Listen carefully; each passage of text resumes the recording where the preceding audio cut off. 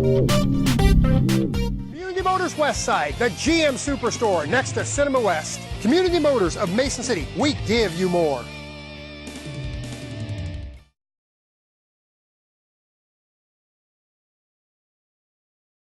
We'll have the 5-minute clock on, and we'll do this nice and early, so feel free to line up and ask questions. Make sure you state your name and address.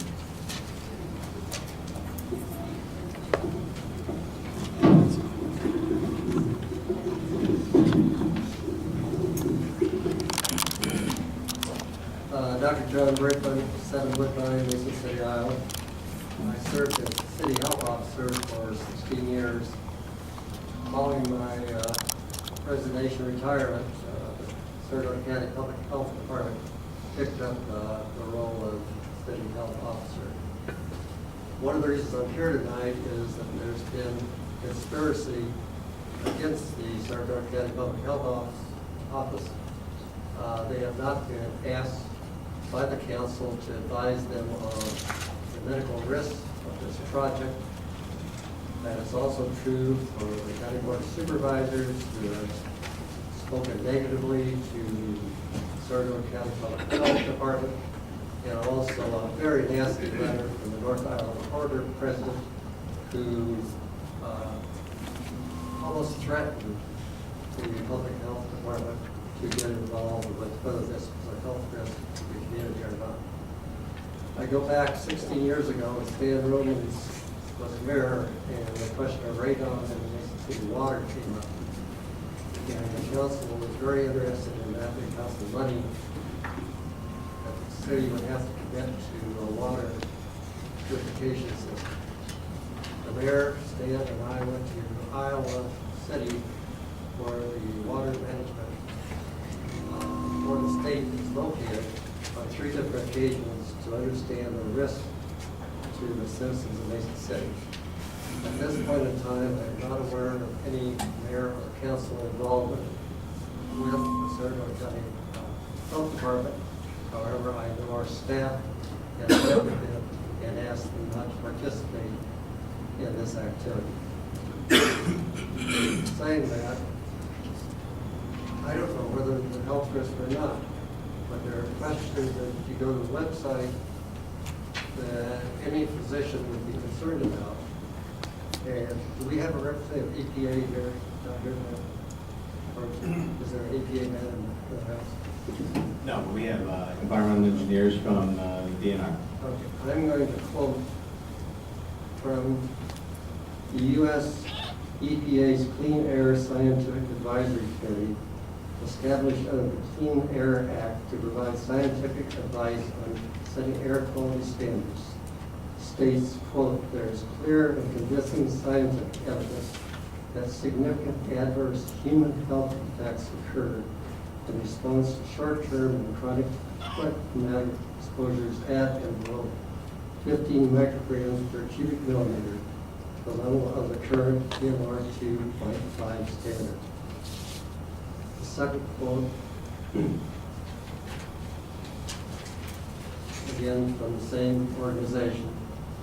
Dozens of startup companies are working to site a new generation of toxic incinerators in disguise in communities throughout the world. These are incinerators with names like gasification, pyrolysis, and plasma art that are promoted by waste companies as safe and green for community health and the environment. Many of today's incinerator companies claim that they can safely, cost-effectively, and sustainably turn any type of material such as household trash, tires, medical waste, biomass, refuse-derived fuel, and hazardous waste into electricity and fuels like ethanol and biodiesel.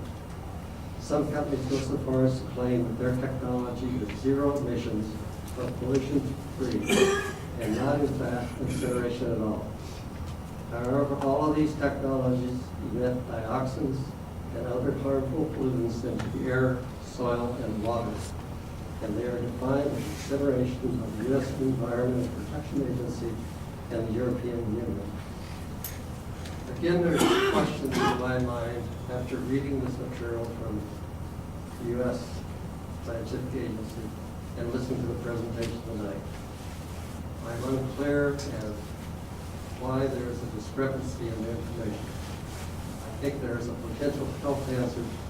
I think the city council is responsible for the public safety of the citizens of Mason City, and therefore I think we need more investigation. Thank you.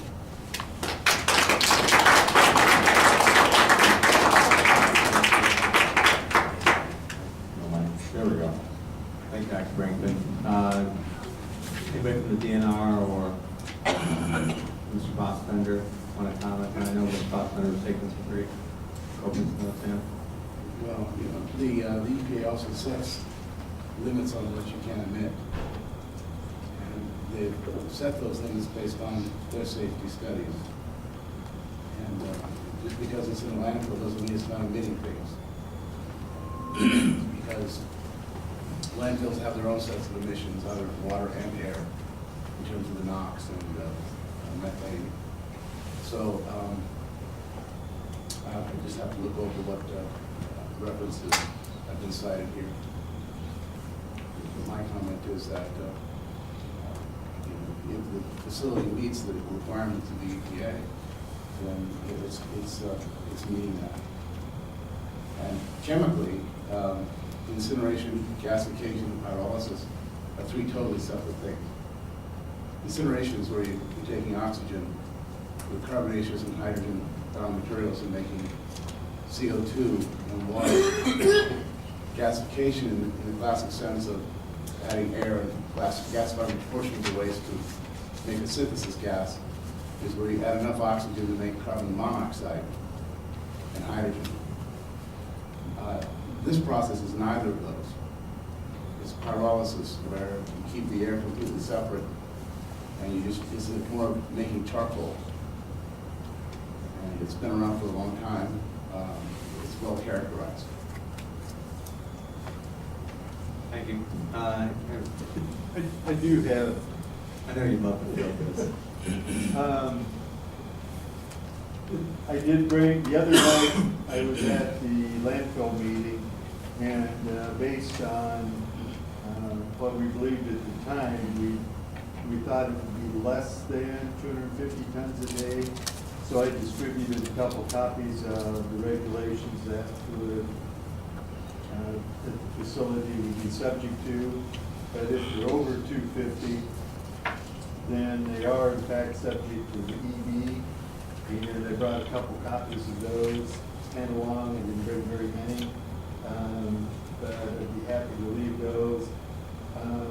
But in spite of the difference, there's very little difference in the regulations. But one thing that I would point out is this is a resource performance standard that new facilities would be subject to. They are not health-based standards, they're technology-based standards.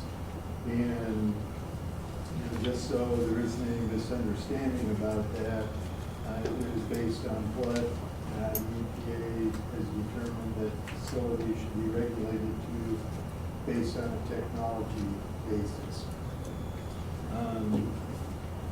We do not have the ability or the authority to do health evaluations of the standards in these. That would be the public health department that you need to talk to. So that's, just wanted to clarify that. And who do you represent? And I work for the Air Quality Bureau of the DNR. Of the DNR. We actually, clarify another point, we do administer the federal EPA regulations through a delegation agreement with EPA. So basically, we also represent the EPA. They do have oversight authority, but we basically act for them.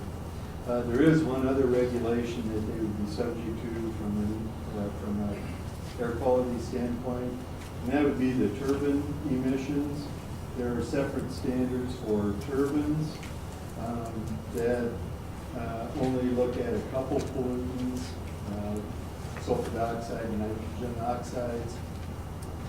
And So those are, NOx is either very similar, but the SO2 and the turbine standard is actually much higher than what the municipal waste combustor regulation is. And that's what the ED is, it's for municipal waste combustors. It really doesn't matter how the municipal waste is treated, it is, falls under that regulation. Frank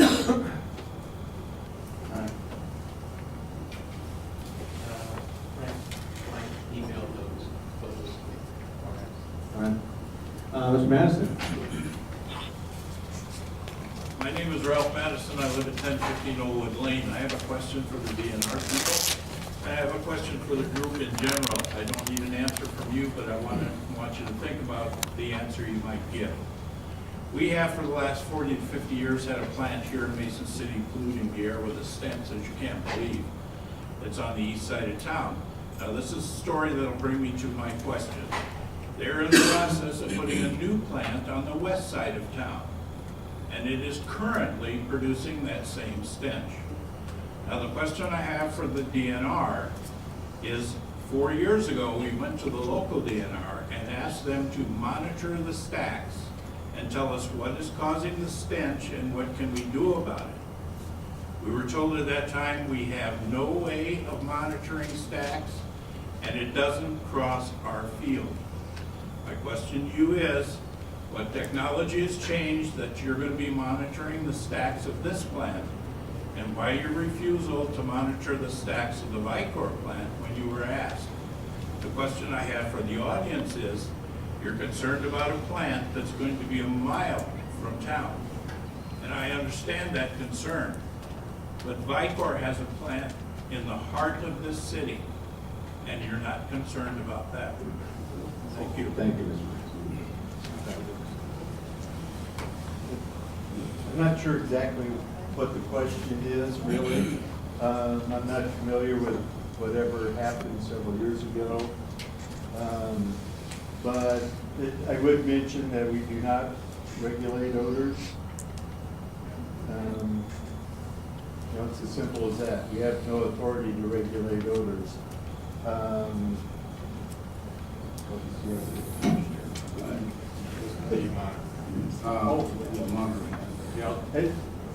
Yeah, I did want to mention that. Question E4 talked about the monitoring, and the DNR does not do the monitoring.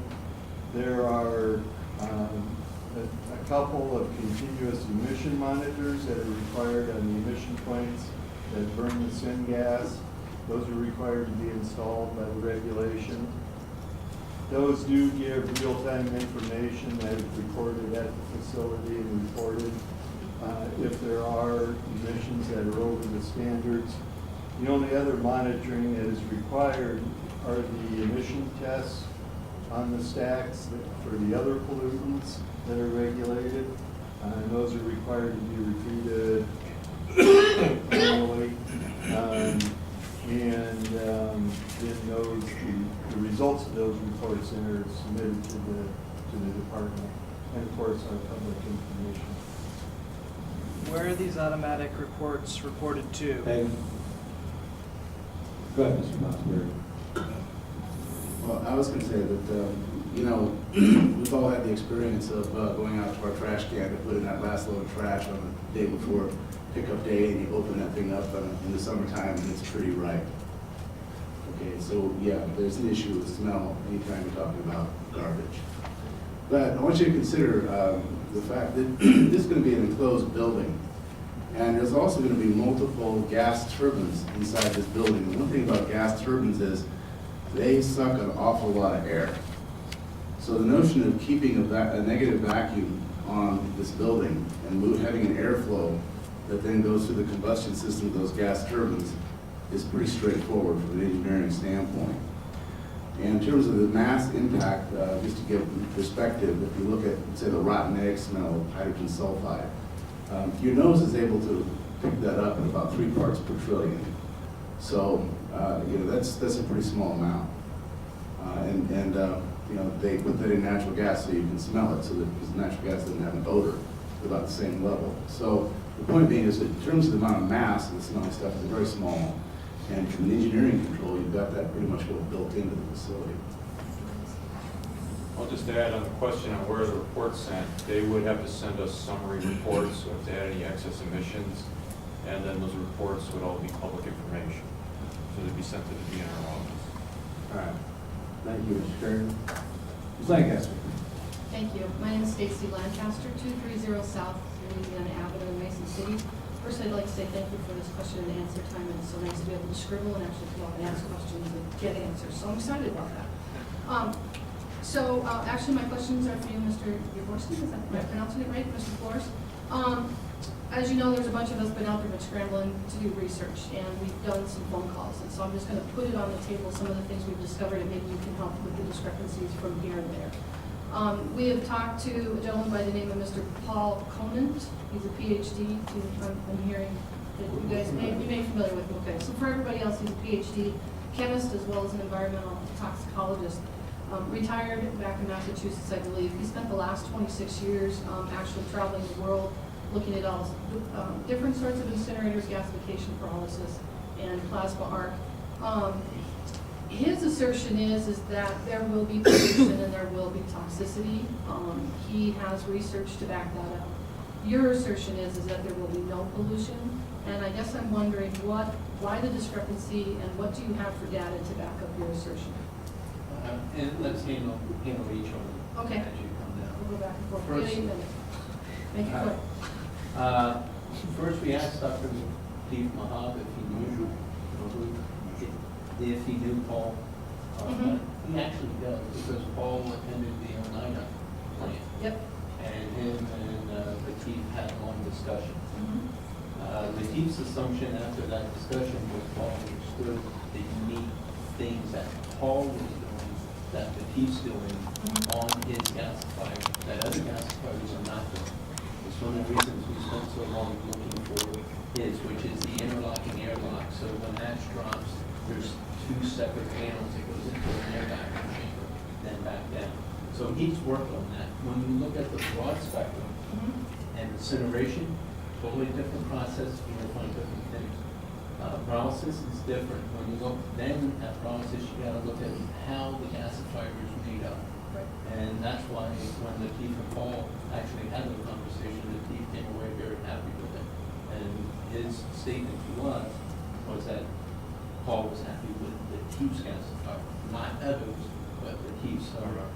You need to ask Dr. Conan what he thinks of Dr. Lateef Mahab's gasifier. And we'll do that, because Right. when we talk specifically about Green Bay, we still had issues about it. Which brings me to my second question. When we talk to people within your industry, so we haven't just talked to environmental groups, we're a bunch of hippies out there, hugging the trees. I Yeah. promise we've done some great business stuff here.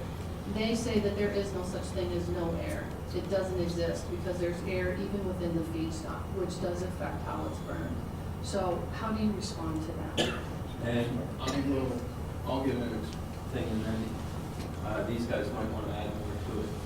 The amount of air that is inside that chamber that is heated gets broken down through that chemical process. So it might have air up front, but by the time it gets into the end process, and it's at 1700 degrees, there's a whole different chemical compound process going on at that point. And that's where you want to make sure the last part gets out. Do you guys want to add anything? Mr. Foster. That's basically it. There's very little air. But this process with the double airlock is much different than, for instance, say, rotating a kiln. It's rotating seals. It's hard to get very good, complete air seals on those. This process, since you have the double valve system, it's much better air control. Also, the fact that the material is pelletized, as you can see, there's very little interstitial space in those pellets. I was also going to suggest we had time to just pass around the room like So, point of procedure, I have 5 minutes, but we've been going back and forth. But you have 5 minutes to ask questions and they get the answer, you go. 3, so yeah, okay, here we go.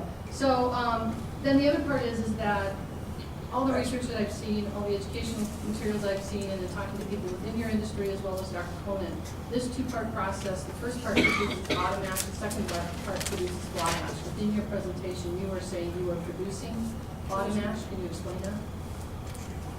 Yeah, the bottom ash and fly ash, the fly ash is coming out of the stack. It's what's getting caught in the air particulate filters. Those will be monitored, analyzed on site, and then handled accordingly. The bottom ash is the bulk of the ash.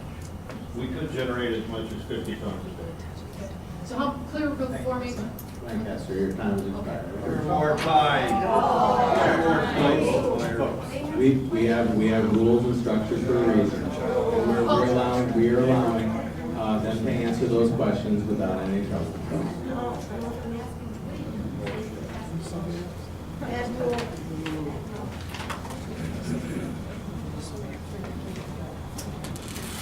This guy.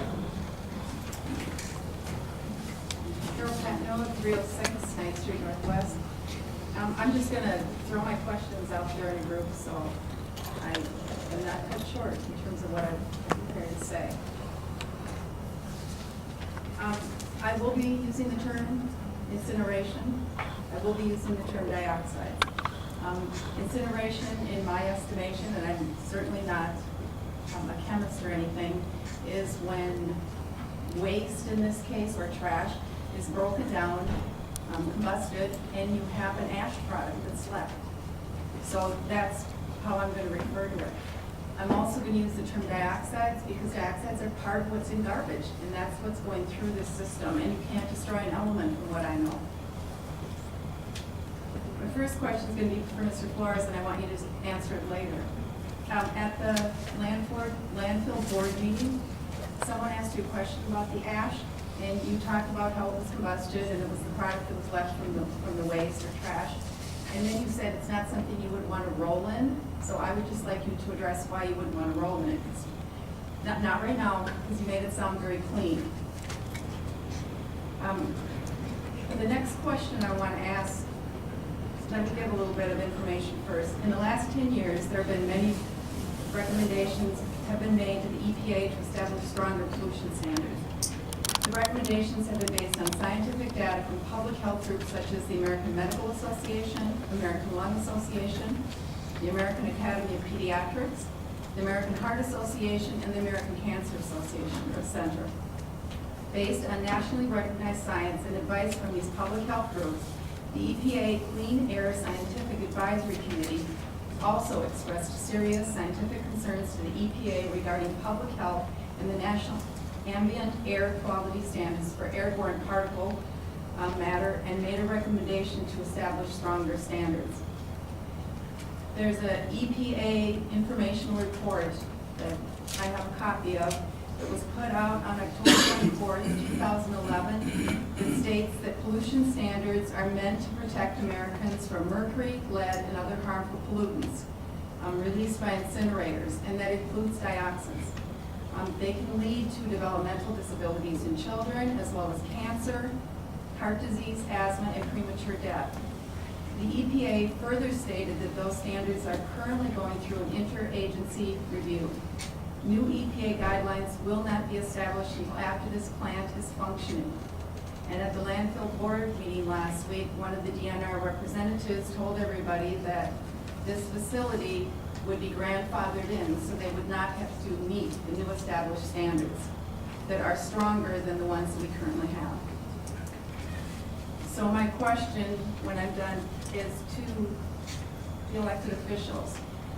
You were elected to protect the public, you were elected to serve the public, and so my question to you is, how are you going to protect us? Iowa Governor Branstad also announced the nation's first comprehensive statewide well-being improvement program.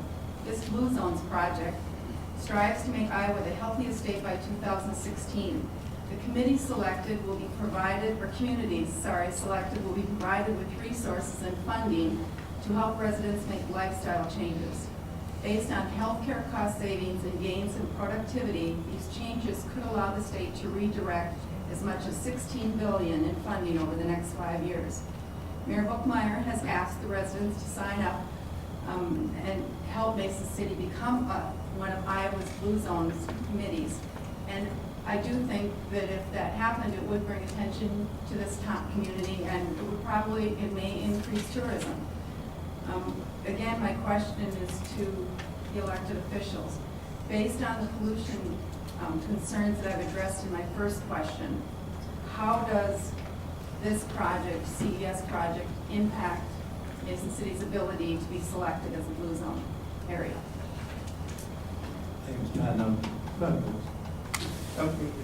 Carol, Yes. you were curious about the ash and why it wouldn't. Why you said you wouldn't want to roll in it?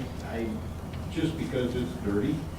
Oh, It's like limestone, fertilizer, mud. I don't want to do that, if that was your specific. I think there was something else that you intended, that there was something. no, I was asking you why you wouldn't, I didn't know what you. the way- It's not. On the video, the way you came across, it was like there was something wrong with the ash. So I'm just asking. No, I didn't want to portray that it's something you're gonna put on your dinner plate or have in your house. It's something that belongs in a landfill or as a fertilizer or as an aggregate. But it is not going to be toxic.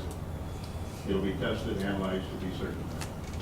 The other question you had was about the incineration. We are not in incineration. There is a big difference.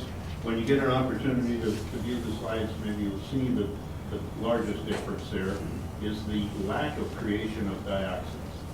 Because there's a very oxygen-starved chamber there, dioxins aren't formed.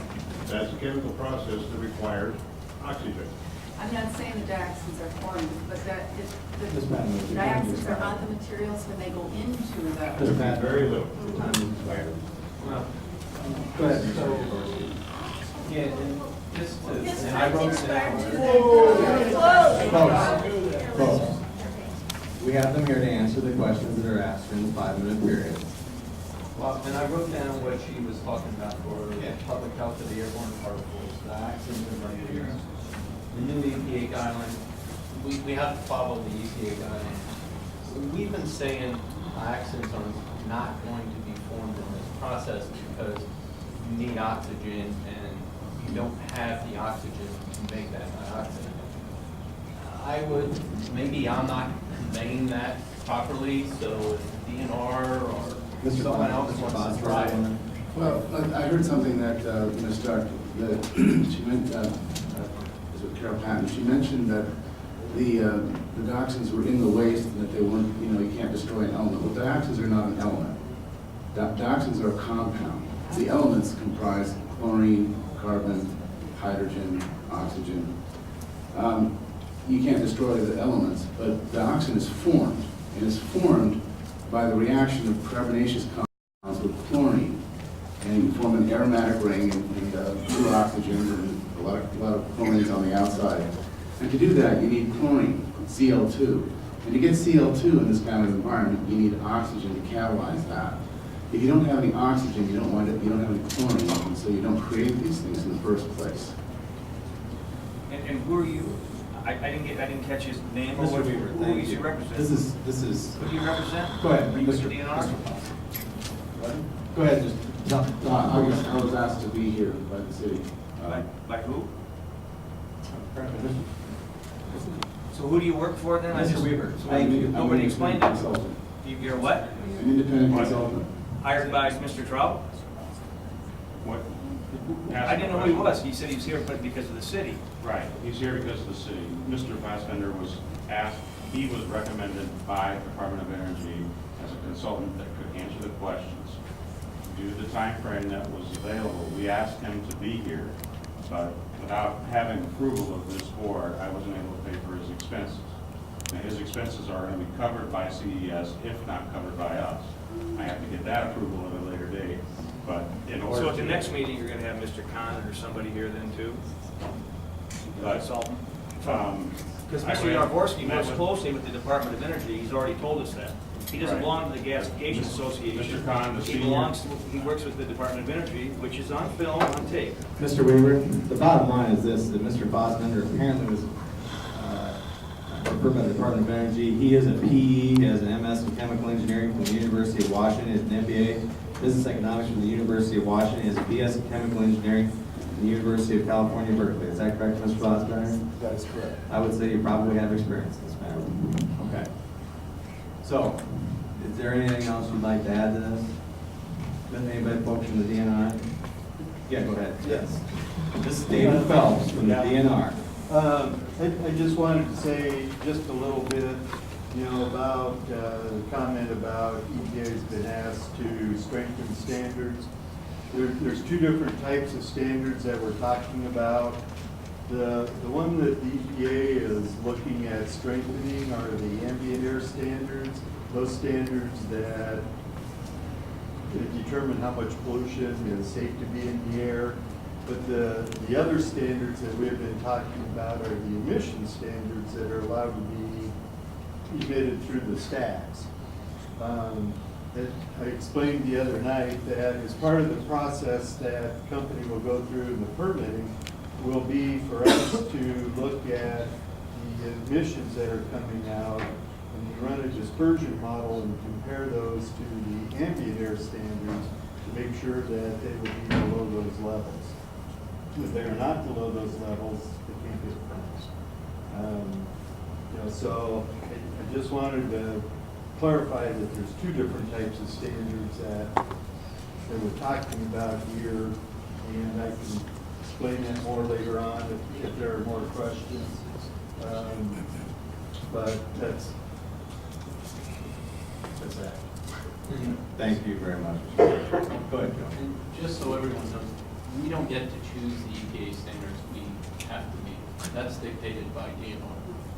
So, I mean, And I'll add that they'll have to meet a dioxin fluoride standard, and they'll have to test to prove that it can meet that standard. And this is Mr. Curtin from The DNR. Environmental Engineering. Okay. You guys have anything else you want to add on those? the only thing I want to add is, I love Steve Jobs. That is the slide that was not in the package, and I just took a picture and emailed to Mr. Trout. So what you will see in there is the feedstock comes into that top container, is augered through that pipe, drops down, and then back through, but the flame is never on any of the municipal waste stream at all. It's never touching any of the So it comes in here, comes down through here, it's augered through this way, drops down, and back through. The flame here never touches any of the MSW. In an incineration process, that flame would be coming up through the MSW and burning it. In this case, it's never burning it. It's using a different, it's called pyrolysis. And that is how it's turning around and releasing as the MSW flows through here, and it's this type of stuff, that's how it's releasing the gases. And we're collecting the syngas, and then that's where the ash drops out. And what happens is there's a container here with about 4-inch thick plate that opens. The ash drops into here, that container closes, vacuum is recreated, and then this side opens and drops the ash out here, closes, and creates the vacuum in there. And it's the exact same thing up here into here. So when we're talking a double stage vacuum, this is unique. That drop in here and the drop out here is unique and patented by Dr. Latif Hobbs gasifier. So that's the picture we wanted in there. There's a previous picture that shows a incineration model, You can switch to there, which shows, as you see here, now, should have had a better camera for this part. But as you're seeing here, the waste stream's coming down this way. There's flames coming up through that waste stream, and it's burning the MSW direct contact. So when you're talking incineration, that is incineration. When you're talking pyrolysis, it's the gasifier we're talking about. So, and I apologize it didn't make it in all email to you guys. Sure, yeah. Well, it's good that we have technology to get it this way. All right, my name is Marcia Funk, and I live at 2363 20th Street Southwest. and I've been a resident of Mason City all my life. I've been born and raised here, worked here, educated here, and I'm also a mesothelioma patient. So go figure, where would I have gotten mesothelioma? Someplace, somehow, in this city, I would have had to be exposed to mesothelioma. Just something, somehow. I've never smoked, so it is definitely mesothelioma. It's been diagnosed as mesothelioma. I've had portions of my lung taken out. So with that in mind, this environmental part of this is a big issue, and is going to be continued a big issue with me. Because all through your, when you were talking about it, it was always said you expected your standards to be below. You expect, but they're not firm. I mean, as a grandmother and as a survivor, we have a school out by where we live. My grandchildren go to that school. This issue for me on the environmental part is a very big issue. And so with that, that's what I'm going to say. We really need to look at this environment. Thank you, Ms. Monk. Do you guys have any? Feel free to respond. We will be monitored very closely. Go ahead. Mr. Phelps. This kind of addresses this, but it's something that just kind of occurred to me, especially looking at the incineration slide. The Ames Municipal Utility Plant is truly an incineration plant. They do burn their garbage, and I guess, it is right in town. If people are interested, they could look at the history of that plant, talk to city officials down there on their experience. It's been in operation since 1979, and the emissions from that, I can guarantee, are certainly much greater than they would be from this plant. And so I think maybe that contact might be useful for somebody to make. We have extensive files on that plant.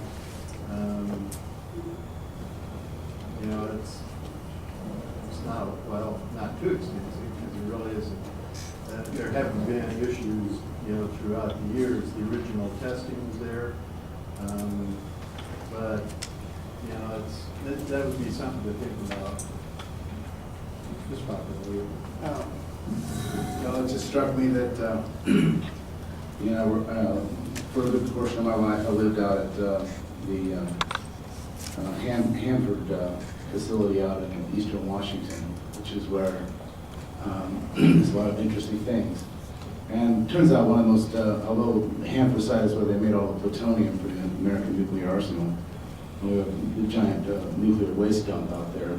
We affectionately refer to it as a radioactive nuclear wasteland. It's a great place to live, and I raised my kids there and had a wonderful life while I was there. And the thing that was actually the scariest had nothing to do with nuclear. It was, the concern about the Umatilla Army Depot, which is about 14, 15 miles as a crow flies on the other side of the Columbia River in Oregon. And Raytheon built a $1 billion plus incinerator there to destroy the VX and GB and sarin and other nerve gas agents that have been stored in that very large depot for a long time. And I wasn't concerned so much about the incinerator. Everybody was concerned about the fact that when they built these munitions, they built them, they didn't have much product stewardship in mind. So they started to corrode and fall apart, and there was no easy way to take them apart and disassemble them. So they had this, you had the propellant, you had the burster, and you had the agent all in one, rotting rocket, okay? And so people were afraid about the fact that this stuff was going to actually, when they were taking it to the incinerator, it was going to go off and then create a plume, and that was the hazard. But the point I'm trying to make here is that the Army's, had to build these things, and they chose an incineration technology, and they put in enough engineering controls that they assured that absolutely nothing got out of that plant. And they, believe me, they were monitored by the state of Oregon, which is known as a pretty green state, very, very closely in the whole process.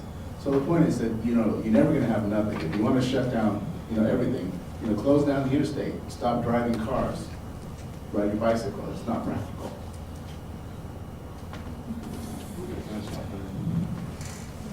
Ms. Connor. Hi, my name is Cindy Connor, 317 20th Street Southeast.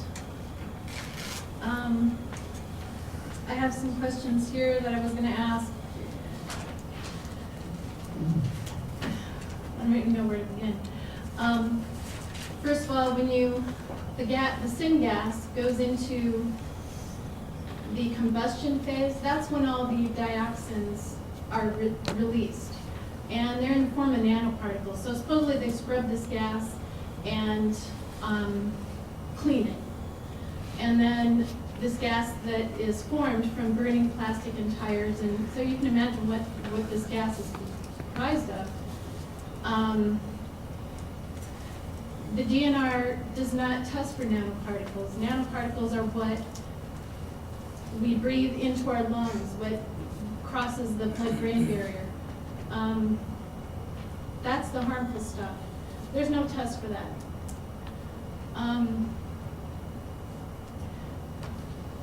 I'm just going to read my questions. I have a question for my city leaders, including Mr. Kuhnbecker. What will you do in the case of an environmental or mechanical accident or failure? Is there a plan? Will there be additional costs to the city for training and equipment to deal with these accidents? And in order to protect our city's financial exposure to litigation, have you contracted with an independent consultant that isn't paid by CES in order to identify the potential waste stream that will be produced by this facility in the form of gas, ash, as well as the hazards to the public it may produce? Do you know if other government entities have been or are in litigation regarding environmental issues or equipment failures with these incinerator plants? Thank you. Ms. Connor. Go ahead, folks. On the fire and all that, the training, when the plant is built, we fully expect that the Mason City Fire Department, which has the inspection authority and certifying of it, will come out. It's all requirements will be water sprinkler systems and everything else to deal with that. And we're going to follow what the fire marshal says. If the fire marshal requires that they get a training on how to deal with putting out a waste stream fire on pellets or something like that, then that's part of dealing with the fire department and the requirements. So I really can't address what the fire marshal is going to require. I'm expecting him to tell us, vice us telling him. Environmental chemical failure, since we're dealing with the syntax going to dioxin, there's clearly we can say all day that we are not going to create dioxins. We can talk about the chemical makeup of how dioxins are created. And each time someone can come up and say, you're going to create it. DNR is saying they're going to monitor it anyway. Department of DOE turned around and said to Mason City, we'll send you an independent to come out and be at your thing. Alex has made his statements on it. I'm not sure what else we can make on the dioxins. I mean, us knowing the engineering process, us dealing with what Latif and his process unit has created, and dealing with what's out in California, which has very strict rules, they're not seeing it. So, Do you want to address the nanoparticles? in nanoparticles, Phosphor. well, I'll take the first shot. Sure. And then DNR and Mr. Fosberger can correct me where I go off. One is, nanoparticles are created by anything. When you mow your lawn, you're creating nanoparticles. Diesel trucks, which I have one of, creates more than you would believe on nanoparticles. But the essence of a nanoparticle is it wants to combine with stuff. It doesn't want to remain on its own entity. It needs to combine and form bigger particles. Therefore, any nanoparticle that's going to be created through this process, when it goes through the turbine, it's looking to combine with something else, it's going to form a bigger particle. Bigger particle will then be scrubbed out by the scrubbers that exist on any exhaust. So we're not concerned on nanoparticles because we know the nature of how nanoparticles act. And DNR, if you want to tell me different. Well, what I would add would be that Yeah, can you use the microphone for broadcasting and so. what I would add would be that, for example, any very small particles of dioxins that might be there, as well as metals or anything that would get through the gas stream, regardless of the size, the testing that is done will capture those. And so we will be able to quantify the mass of pounds an hour or whatever the units might be, total of the emissions of the different pollutants, but we don't regulate from the standpoint of individual particles. It would be mass emissions, whether it would be particulates or even, the gases like the nitrogen oxides or hydrogen chloride or whatever might be there. It's regulated in a different way.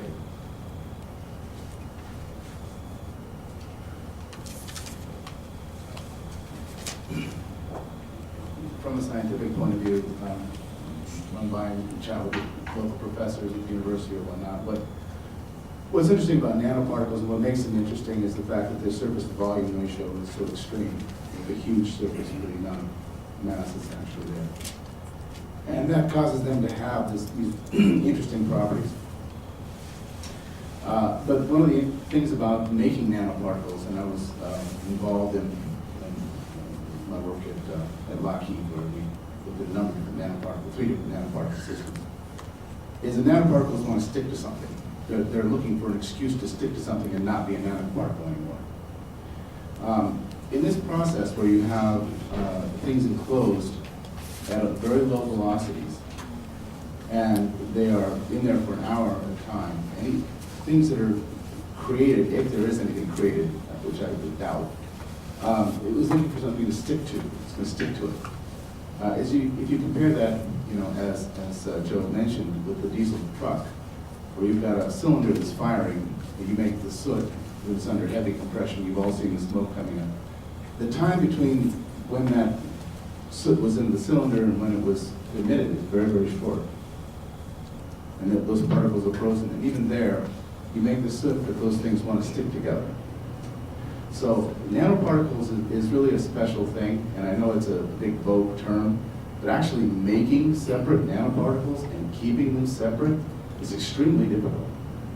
And if this process could make really good nanoparticles, that's a totally different business model that's worth a lot more than this, because those things cost many times the price of gold if you can make them. So I just say that it's kind of a red herring.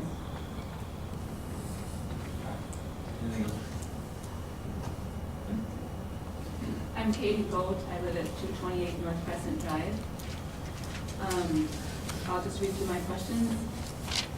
Will the landfill of North Iowa have a contractual obligation to provide a set tonnage of garbage?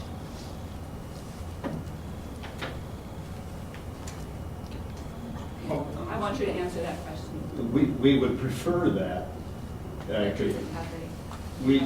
We have not finished an agreement with Landfill North Iowa. We would like to believe that we're going to get all that they have, but we haven't got that onto a contractual agreement. Okay. What are the ramifications if we are not able to supply enough garbage to you for CES?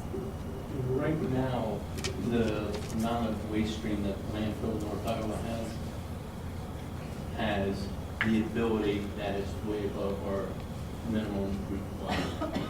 If not, you always can use the tires that are available in the local community, or you can turn around and put a steam cycle regeneration and therefore up the amount that you can produce.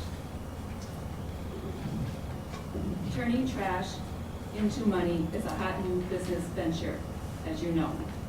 If the landfill of North Iowa in the future determines it would be better for their business to divert their garbage elsewhere, what will you do? And I have a few more questions before you answer. And to the city, are you aware of past and present litigation between incinerator plants and city, county, and state governments specific to this issue? What do you know? What are you doing to protect our interests? By diverting our trash to CES, we are taking the supervision of how garbage is processed away from the county members of the landfill of North Iowa. Because of the weighted vote of the landfill board, a very small portion of counties can make the decision for our large service area. Could there be relational ramifications in the future? And if I forget one, please remind me. First, the landfill in North Iowa, the reason we need the agreement is so it guarantees that for those 10 years, they deliver their trash to our facility and cannot move it around to others. So if another waste energy facility said 5 years from now I want to come in, landfill was obligated to go with us for the length of the contract they signed.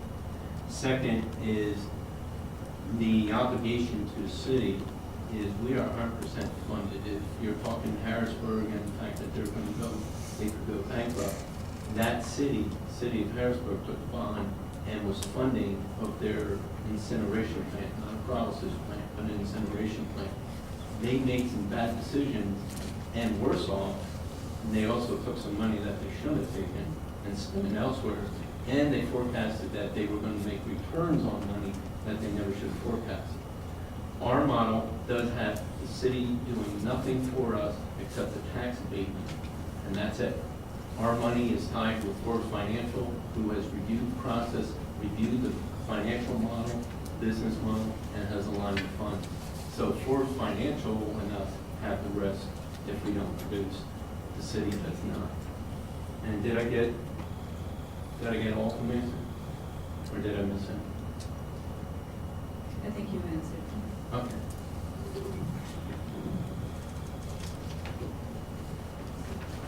Thank you. Please, sir.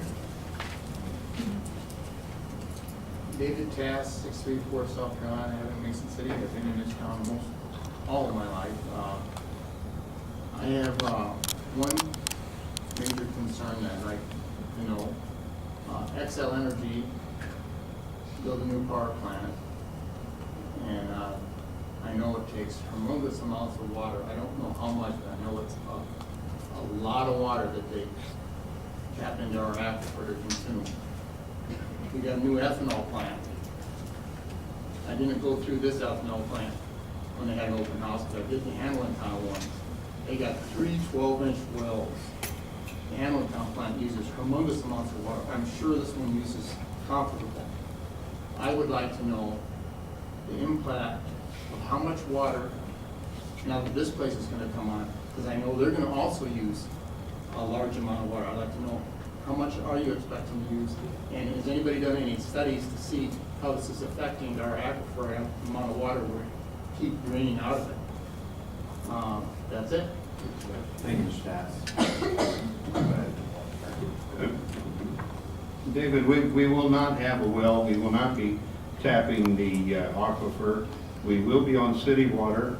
We would like to not need anything more than that. We're going to use water for scrubber water, which will have to be replaced periodically. We don't expect to use, and I use that word expect again, but we anticipate that we're going to use about 10,000 gallons per month. And that's not extreme for an industrial site. The aquifer itself is a whole different issue. We will have to dry the trash. The trash will come to us at about 30% moisture. We're going to have to remove water from it to about 12%. So actually, we're not going to add any water. The water we use will be only for scrubbers and for washing down the equipment. David, let me kind of address that from a thermodynamic standpoint. The cycle that's being used in this process is called an open Brayton cycle. It's basically a gas turbine that's like on the jet engine of an aircraft. the jet engine of an aircraft doesn't use any water in its production of power to move the aircraft. So it's called the Brayton cycle. You can look that up on Google and it'll explain it in detail.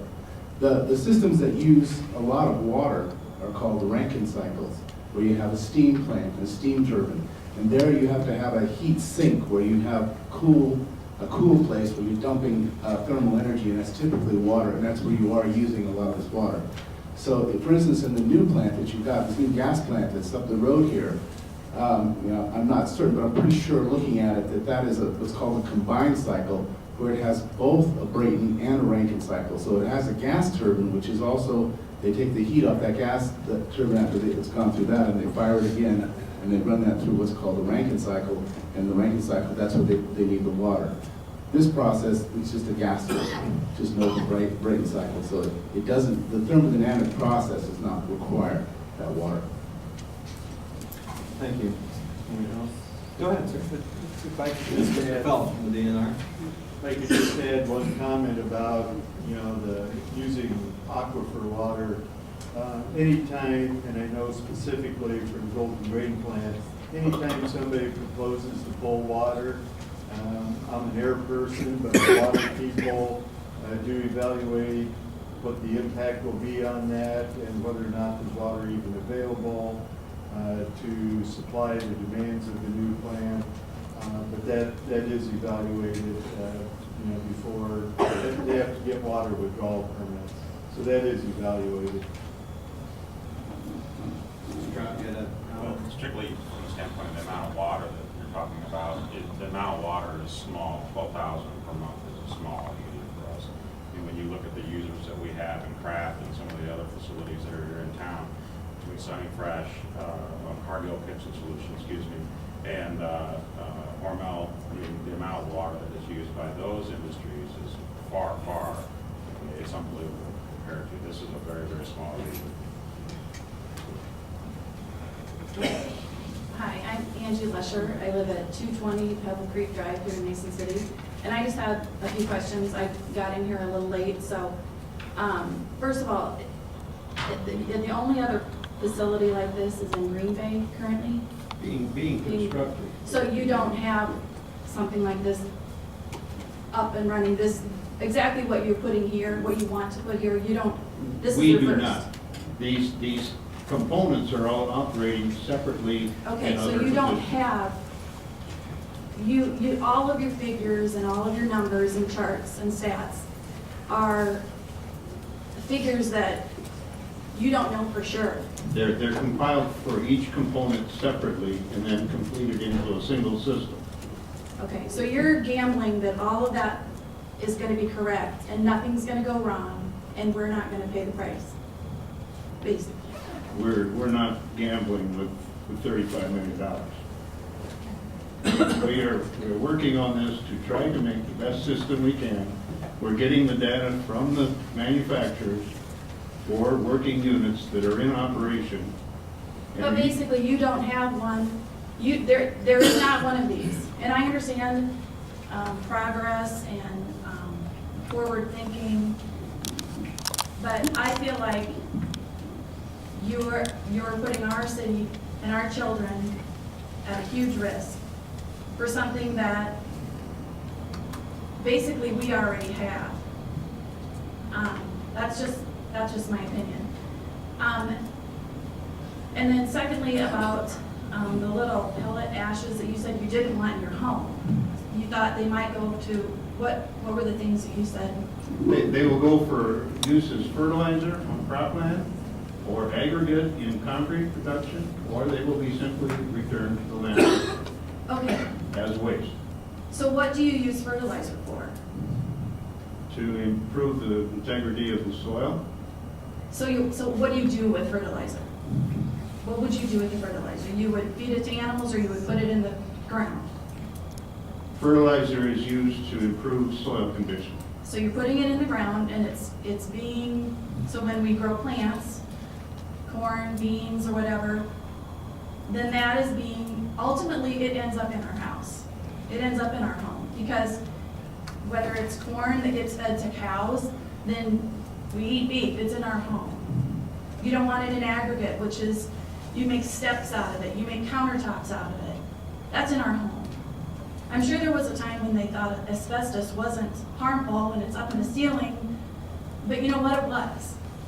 So what I'm saying is, you don't really know what it's gonna do. You don't. You can show me a chart and you can give me stats, but you really don't know. Do you? Right now, fertilizer is used on many fields. And I'm not talking about other fertilizers, I'm talking about this, okay? I don't wanna hear about other plants and what their emission levels are, and that that's acceptable and you're gonna be lower. But just because they're here and we're gonna be here, I'm not comfortable with it. So- Okay. And there might be nothing I can say to make you comfortable at all. I think that's right. And that could very well be. The reality from what we're looking at is waste stream food process unit has been done. It's operating in Belize, it's operating in Korea. We have those data. Municipal waste is very unique for every location. So you will have food products, and the Mediterranean will have a different food composition than any food composition in the United States, just on what people eat. So your waste stream is different where everything is. So you don't have a final recognition of any output until you have your plant with your municipal waste. So you're saying again, you just don't know. We are saying that we have a very good idea from what is being operated, what we have done research on, but you won't have the final until It's we up get and it's the- built, and then we get to deal with whether it works or not. You aren't the only one who is going to be dealing with whether it works or not. I know that. There's a $35 million investment, so we don't walk away from $35 million. There is the DNR who will be overseeing it. So if you don't feel comfortable with the DNR, I can't help you on Okay, that. I have 5 seconds left. Okay, let me ask you, where do you live? I live in Northwood, Colorado. Is there one of these facilities where you live? There is facilities. No, because you don't have one of them. Yeah, there are facilities that they're looking to put up in Golden, and they're looking to put other places. Larkspur is a town of 3,000 people. It won't support this facility. Okay, thanks. Thank you. Anybody from the DNR or Boston want to comment on the safety of the children in the city? Well, as was mentioned a couple times, before the ash will be applied, there are a series of tests that are done to make sure that it is not toxic. And if it is toxic, it can't be either landfill or landfill.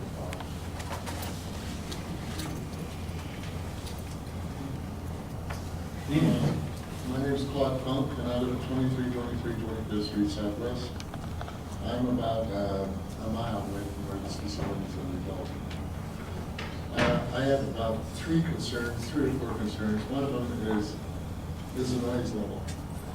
For example, when the ethanol plant was built, we were never informed in any way the amount of noise that we were going to have from that ethanol plant. In the summertime, we used to love to sleep with our windows open at night. You can't do it with that ethanol plant. It just howls. I put my dog out in my backyard.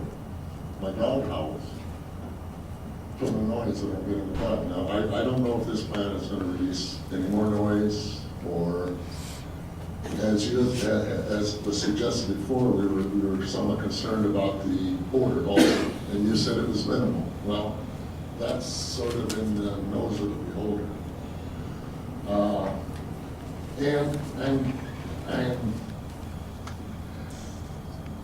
I think what our main concern has to be about is the health and well-being of the citizens. I've been hearing about, and I realize $35 million investment is a big investment. But I'm a little more concerned about 28,000 people than I am $35 million investment.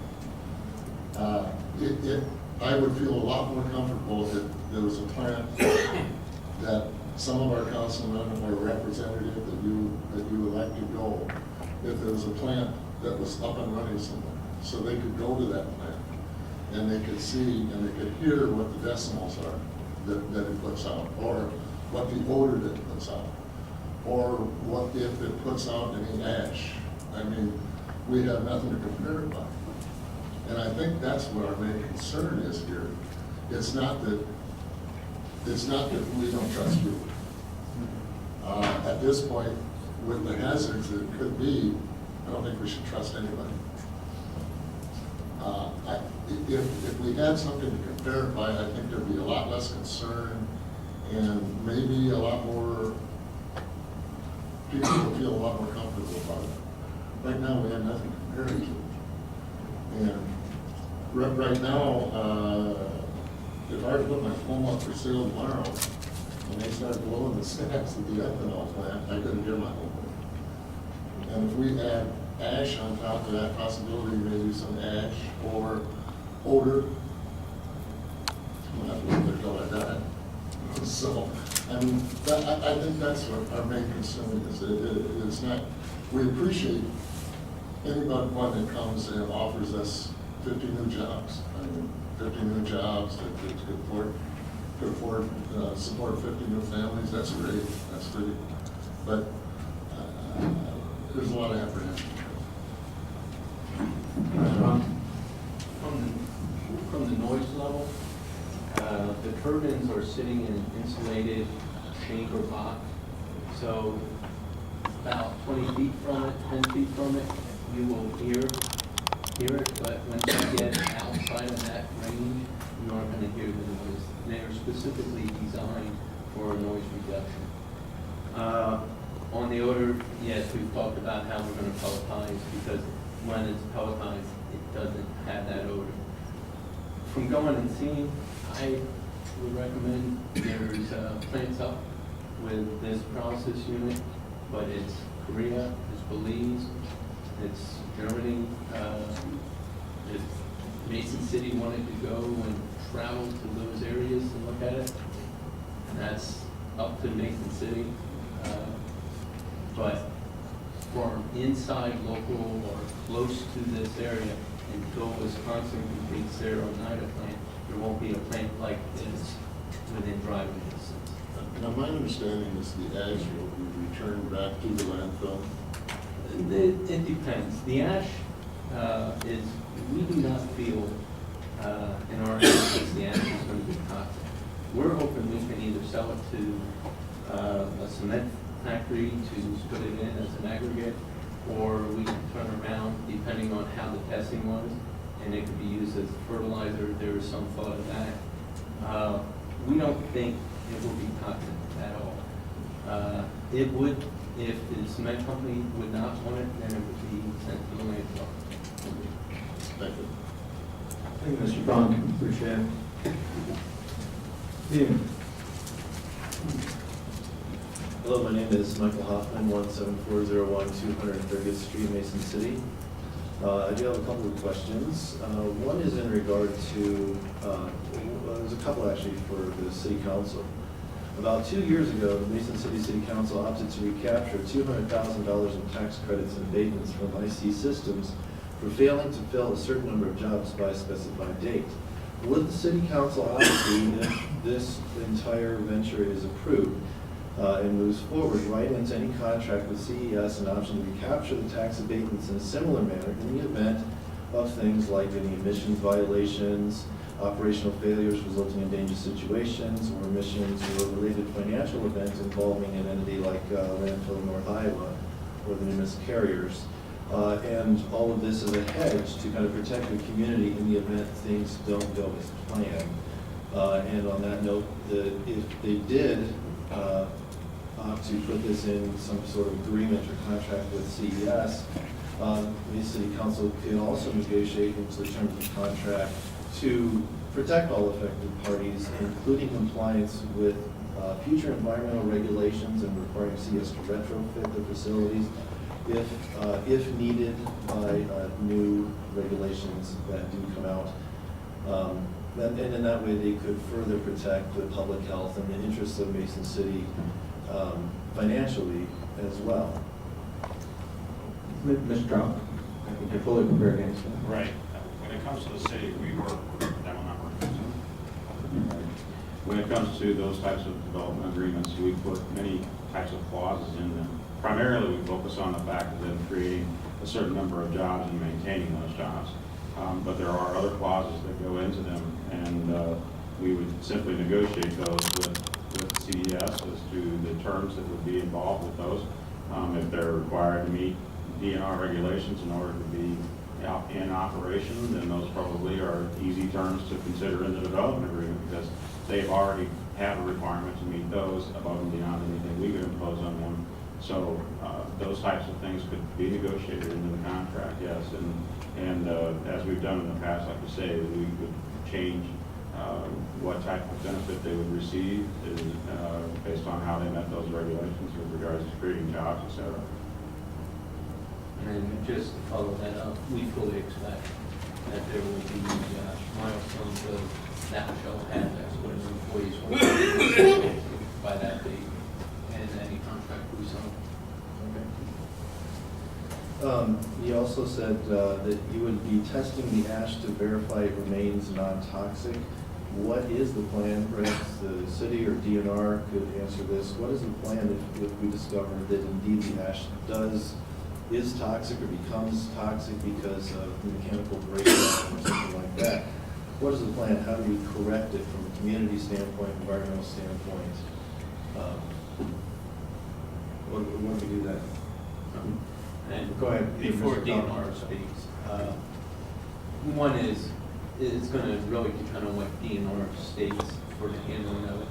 Two is if out of some issue it became that, then we will reevaluate the process to determine what went into the system to be created and make sure it doesn't happen and update the plans and processes. That being said, DNR will tell us what we will need to do with that action, and the financial burden will be on us to make sure we follow what they tell us. Would that be something that you would then disclose to the community that there was a correction that needed to happen? That would be in the DNR report, which is public record. Okay. Right. I didn't know, so the city council knew this. Lake Mills has been operating their landfill for years. They've been trucking in, well, they don't do it anymore, I guess, but they were trucking in municipal solid waste from the Twin Cities, charging $50 a truck. They've now covered over that waste and they place caps on that pile, and they collect methane from that pile. That's then converted into electricity, which generates a lot of heat, that process, which is actually vented away from their underground, and it keeps the ground warm all year round. And they actually are using that, they put greenhouses over that, and they grow organic tomatoes of all things. And that sounded like a very interesting process to me. It's something that's been going on right next door to us, 40 miles away, or 40 minutes, whatever. And I wanted to caution that if we lock up our waste stream, that option with CES, then that option doesn't become viable for Mason City anymore, or our community. So that would be something to consider as well. And I guess thank you, and we appreciate it.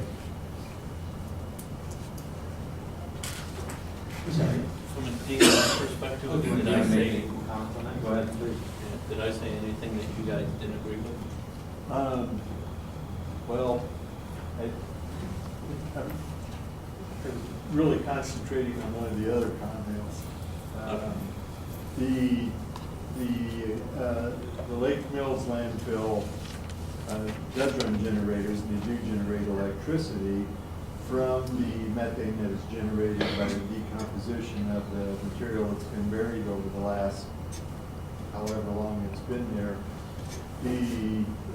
That doesn't mean that Mason City landfill, LNI, could not do the same thing, because the landfill is generating methane and will continue to do so for many, many years. It's a slow degradation process which actually builds up over the course of 30, 40 years, and then eventually will taper off.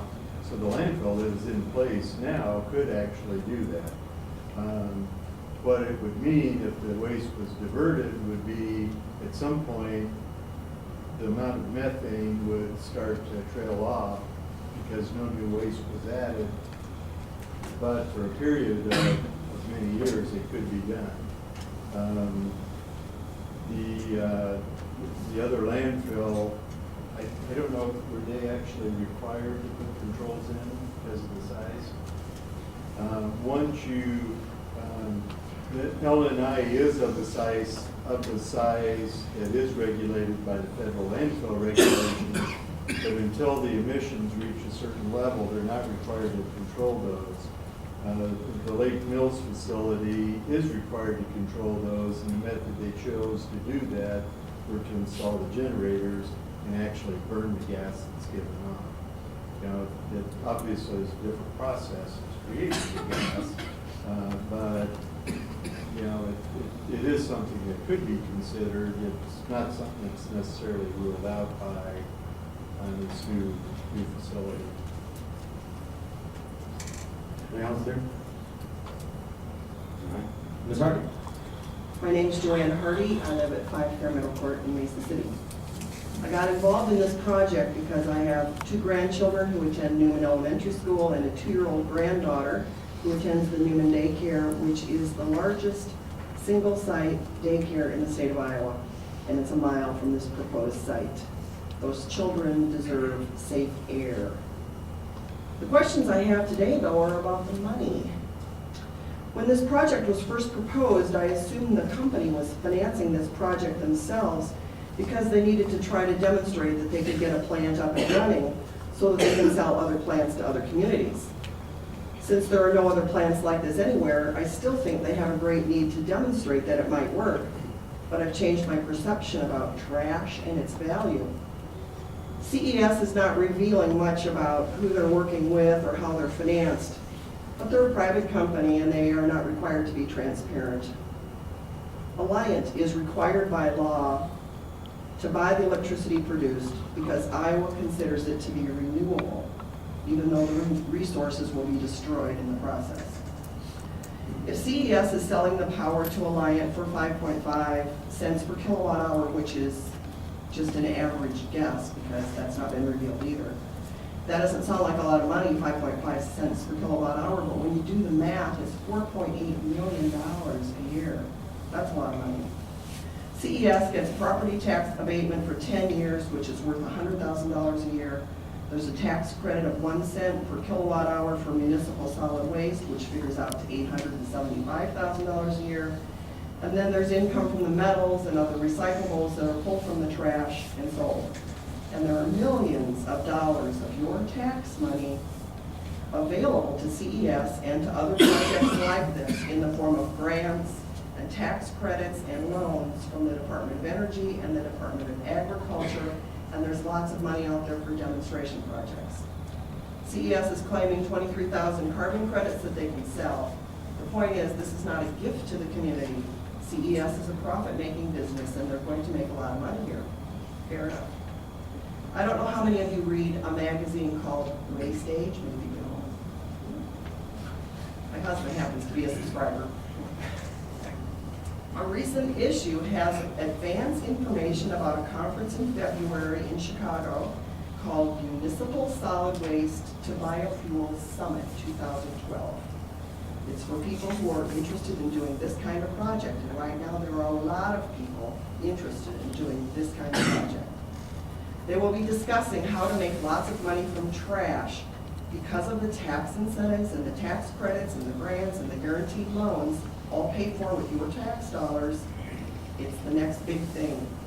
Attendees in the advanced materials are warned about the problems with trying to sell another smokestack industry in local communities and how to deal with public fears about cancer clusters and traffic and odors and dioxins. Attendees are warned about the public's caution around this never-been done before thing that wants to go in their backyard. And attendees are advised to lock up their feedstock as soon as they can. Actually, that phase is on every page of the advanced materials. Lock up your feedstock.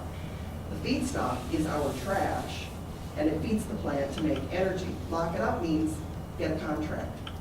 Attendees are told to secure the trash for a low price on a long-term contract. Our trash has become a commodity. It's worth a lot of money.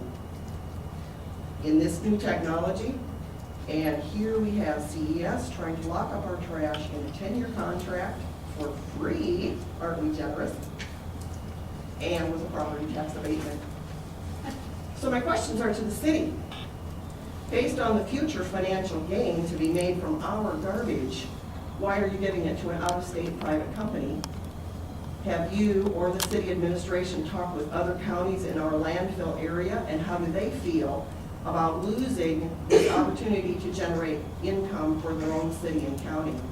And why are you doing business with the first group that you want, because there will definitely be others. Thanks, sir.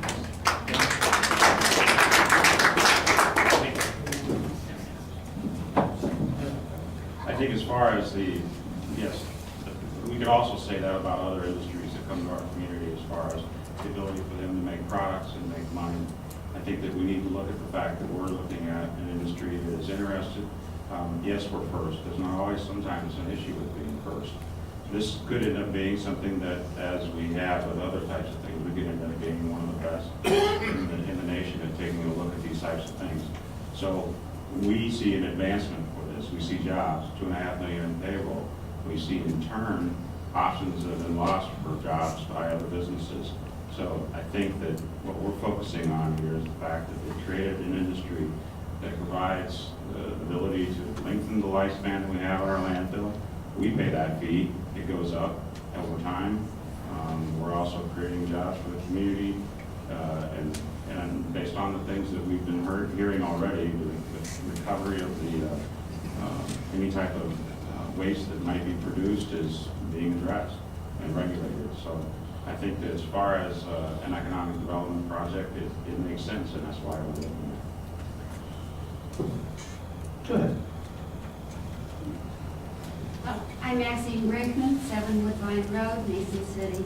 I've been a nurse in Mason City for over 35 years. I've served on local, state, and federal committees and projects for those full 35 years. I've recently spent 4 years on the FDA representing the Department of Consumer Affairs. Got a lot of data, lots and lots of data. In the medical world, or the FDA world, this would be called a clinical trial. It's not much data to make a decision upon. Our trash is extremely valuable. It's the hot new commodity. Our landfill has 50 years on it. We're not in any really big hurry to make a decision. Lots of good things are coming down the pipe. If you go to the internet, and I've spent the last 4 weeks on the internet. Actually, I visited Ames last week. Ames smells, no doubt about it. Garage doors are open and it stinks. They know it smells. They don't have negative energy. They shred the garbage as soon as it comes in. It's sorted, automatically sorted, shredded. And they use 80% coals. You can't certainly combine that or compare, but it certainly does have an odor to it. I think that we've got time. We have time on our side. We have time to look at what's coming out. Look on the internet. There's nothing really great to be said about the technologies that are available right now. I mean, if the closest operating plant of this type is in Korea, that's amazing to me. Yes, we could be the first, and we might be very fortunate to be the first and famous. But tying up our landfill for a long period of time doesn't leave us the opportunity to see what new technologies are out there and what technologies have data with them that say this is a good thing for our community. When you look at on the web, and you can there's so much out there that the Minnesota Nurses Association has made a statement, they made a resolution that they're against all types of incineration, including this type of incineration, plasma arc incineration. You can call it what you want. Incineration is incineration, and the way we use aeronaut. Massachusetts Medical Society has made a statement against it. Florida Medical Society has made a statement against it. I think you need to go out and do your homework and take a better look at what's out there and what people that have plans or are working on plans are talking about, and then make a decision for our community. I also think we still need to hear from others that have non-biased or non-business interests who are experts in this area. Thank you. Thank you, Ms. Brickman. Mr. Moore, Mr. Dorsey, Just to address the long-term tie-down on contract. Is that on now? Yeah. Okay. To address the long-term tie-down on contract, we're not going for federal money. We're not going for a DOE loan program. We're not doing any of that. We are on our own with private investors. And we did that very specifically because I want to stand on my own and do that. To do any of that requires that you have a contract for the length of the term of the loan. No one's going to give you a contract for a $35 million loan with a 10-year payout and say you have 1-year contract. So the term of the contract is tied directly to the length of the loan. There's no way you're ever going to get private financing any other way. So when you look at 10-year, we pushed back on a life, which wanted a 5-year deal. We pushed back and said, no, it's a 10-year. They said, okay, we'll agree. With landfill North Iowa, we asked for a 10-year, and that's where we are. We aren't going to get money otherwise. And personally, I prefer to stay away from asking the federal government for funds. All right. Good evening. My name is Nora F. Hardy, and I live at 322 28th Street Southeast. I just wanted to sort of say that I think this has just been a really informative evening, and I appreciate everybody coming here with all perspectives. I also think that it's important to take our time and really think about the pros and cons, list them all up. When I was driving into town the other day, I happened to look out the window and realized that the landfill of North Iowa is fast becoming the new pilot. So I was a little concerned at that moment, and then began in my own mind to start making a little assessment about what it is that I do to contribute to that landfill. And actually, I could do better, but I really don't throw away very much stuff. My friends will tell you that, but I try to recycle almost everything I can or serve it to a new purpose, including plastic bags. I try not to throw my stuff out in plastic bags. So let me ask this sort of clarification summary thing. The garbage is sorted, and we take the recycling out. It's pelleted by dehydration. First question, how is that dehydration happening, and what happens to the air and water from that dehydration? Just a minute, I have a phone. So ask that, give me that question. Okay, so then it's heated in sort of like this Dutch oven, sealed. That's the best comparison I came up with versus charcoal, okay? In my case, it would be black either way, but so you have this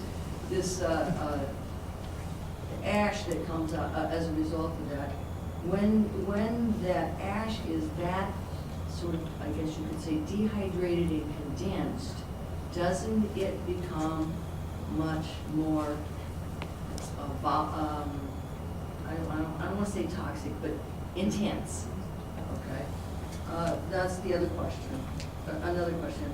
When that water is extracted then, okay, it moves to the scrubber, right? So what's involved in that chemical scrubbing, and how is it scrubbed?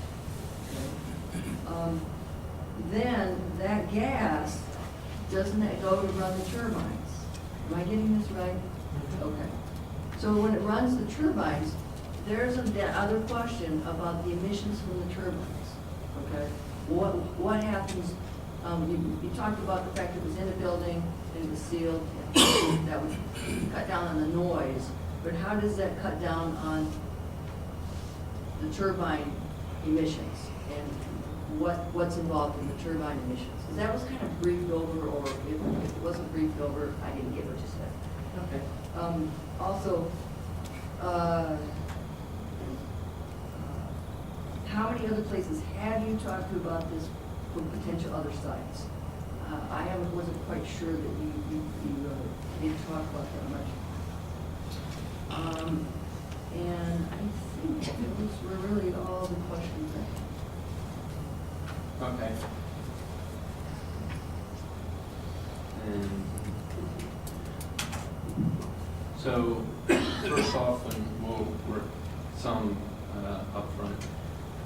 The garbage is sorted and then pelletized, and the dehydration occurs, and we're going to use residual steam off of the turbine that they're to dry. So you use the dehydrator? Yeah. And it's a byproduct that you get off the turbine. It's actually a very useful byproduct. That makes sense. The ash that is produced, you're, and correct me if I'm wrong, you're thinking that because we're producing it in that process, it's going to be more concentrated ash. Right, that's Okay. logical to me. In reality, as it goes through, so many of the elements are broken in chemical makeup that the ash isn't going, the concentration of, say, a mercury component or something is not going to occur. DNR and Mr. Asbon can answer that chemical process in more detail. I'll defer to them. The scrub water is going to be used to remove the particulates. Okay, that scrub water is recycled and it's used over and over again. And then at a certain point, it's run to an RO unit to be released. When the gas then is pressurized so that we can get more BTU value out of that, the emissions that come off that turbine go through filters and go through emission check, and it's filters that grab any of the particulates out of that stuff. Where you're looking for potential for other sites, Colorado is changing, is in January. There's a regulation to make it tier 1 renewable energy. La Junta has already signed up from the landfill side. We're talking with landfill energy to turn around and put it at the Gibson site, which is right at the La Junta, inside La Junta city limits. That's in which state? Colorado, southeast Colorado. It's a rural area that's been hit real hard. Unfortunately, they were known because of the cantaloupe stuff that wasn't Rocky Ford, but Rocky Ford got painted with it. The other site that we are currently talking with is we have preliminary discussions in Minnesota. We also are down with Costa Rica to do 40 megawatts in the city of San Jose. And then Wisconsin also has called us and has interest. And the final one is New Mexico. So New Mexico has a problem because Waste Management has a large stream tied up. And it makes more money for them to bury it than it does to do anything else with it, because burying trash can be a very good money. So that's where we're out. The intersection. Thank you. Do you guys have any thoughts or additions about that? Thank you, Mr. Hardy. Mr. Hardy.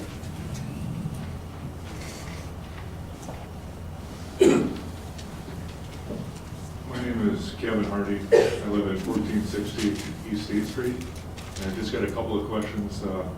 What energy is used to power the burner? We will start the unit with natural gas till we can get the heat up inside the chamber. And then the actual gas released inside the chamber will be scrubbed, cleaned, compressed, and run through to run the burner. And then the only other question I have is if we're selling energy back to Light Energy, will they raise our rates? Because they raise their own rates for everything else, don't they? You can't speak to whether they raise their rates or not, but Alliant Energy has volunteered to work with us on this. They did not have to take our energy. They did it so that they could improve the economy of the Mason City area. They set the price, and we're trying to make the numbers work from that point. They dictate the price to us. The only other question I have is, do they get a tax break by using, by buying green energy? And what Alliant Energy has, and the PPA is a confidential document between us and Alliant Energy, but any power company wanting to do green renewable energy wants to get the renewable energy credits. That has value for them. What they're gonna do with them, that's internal to Alliant Energy. I don't even, couldn't fathom, well, I have an idea, but I can't really state it. But they get the renewable energy credits with it. And there's, Thank you, sorry.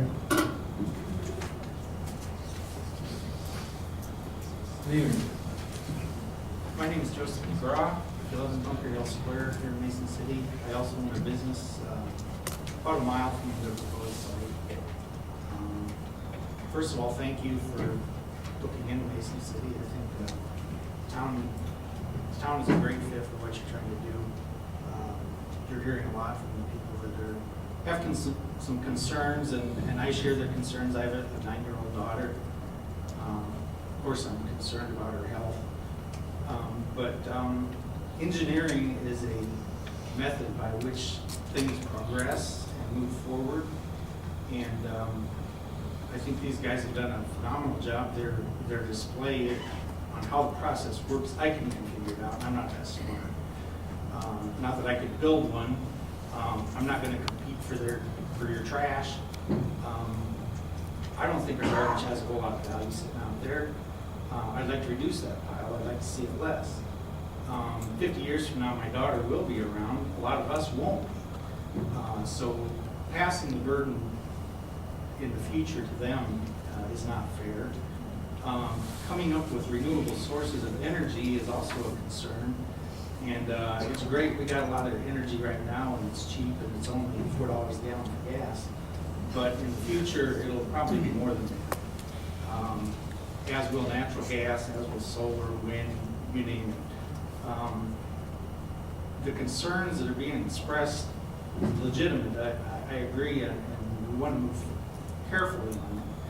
But they're not trying to build a nuclear plant out here, and they're trying to do it with the regulations that are in place. And anybody that owns a business was trying to work with in any kind of regulations can appreciate what they're up against there. Can dangerous things happen? Yeah, bad things can happen when I walk out this door. My car emits some gas. The energy plants that are out there now, you'd probably cringe if you knew the things that were going on coming out of the smokestacks and things there, compared to what these gentlemen are trying to do. I think it's phenomenal the work they've done, and the process is very intriguing. It would be nice if Mason City could be on the cutting edge of something instead of wait and see and then cry and moan because it never came to us, or how come we didn't do it. Wish we could get them back here and talk to them again. I have a lot of respect for the people of landfill. I think they do a great job out there, but our methane's going untapped. The stuff is leaching into the ground or wherever it's going now. Concerns about using the stuff as fertilizer. You should see what farmers put in the fields out there. That goes straight into the ground, straight into the water. That's happening right now. That'll happen next week. That'll happen next year. That's ongoing. That is a concern to me. What these guys are doing, they're going to have it monitored before they go into the ground. I share the health concerns, but there's a lot of other health concerns out there too. And I think these guys have really done a good job of addressing it. And I hope that, that we hold these forums, and I appreciate that people can ask questions and get answers to their questions. But I hope it's not a case of my mind's already made up, don't confuse me with facts. Because I hear a lot of that. Yeah, we want answers from you, but we don't want to hear what you have to say. Nothing you can say is going to change my mind. That's the way Mason City has been. That's why we've got the reputation that we do. We decide what we're going to do, and then we form committees until we get the answer that we want. And then we lose projects, and things go away because of that, and we wonder why. So I just want to make those comments, and I really appreciate what you guys have done. I think you've done an outstanding job. You've got some community is going to have a great system here, and we're going to be going, gee, how come we don't have that? So thank you, John.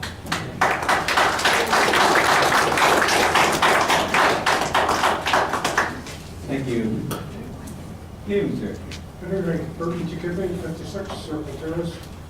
And again, I'd like to thank you fellows for coming, and I really appreciate your attention and go through the process.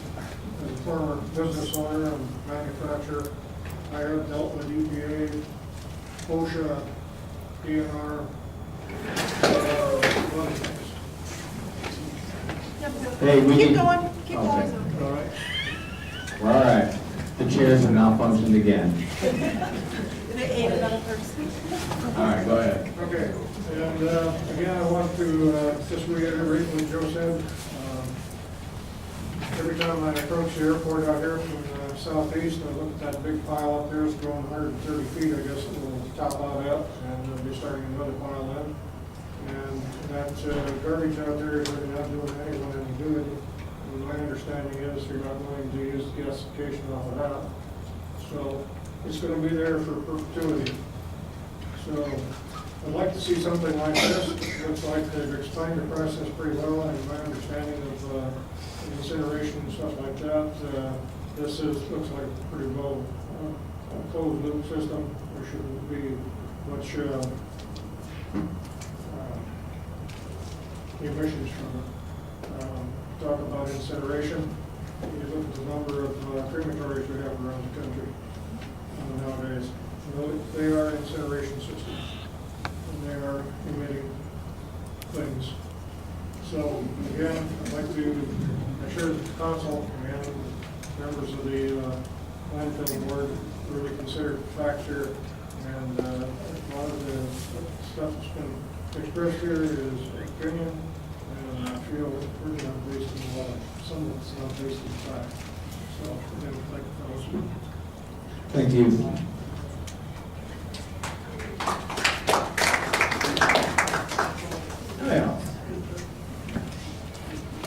Yeah, you can go ahead. Student Dave Phelps, DNR. The utilities are one of the most regulated industries around, and if there are questions about the rate structure, that is also public information, and the Iowa Utilities Board regulates them, so if there are questions, they could be directed to the Iowa Utility Board. I don't know what they're able to tell you or willing to tell you, but if you have questions, you can certainly give them a call. And Mr. Yeah, on that note, I asked Representative DNR whether the utilities in Iowa have a renewable energy standard that they have to meet. Do you know if they do or not? I'm not sure, but I think there was a standard established that a certain amount of their energy must be produced from renewable. Right, right. I don't So know what that percentage is. getting back to the rate increase, that if you don't produce it in Iowa, you're gonna have to buy it from somewhere. Correct. Well, that's, for example, Florida. There are Florida utilities that are building wind power generators here in order to meet their standards that they have for renewable energy. All right. Anybody else?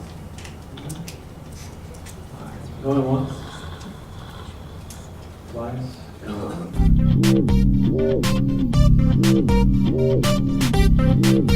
No.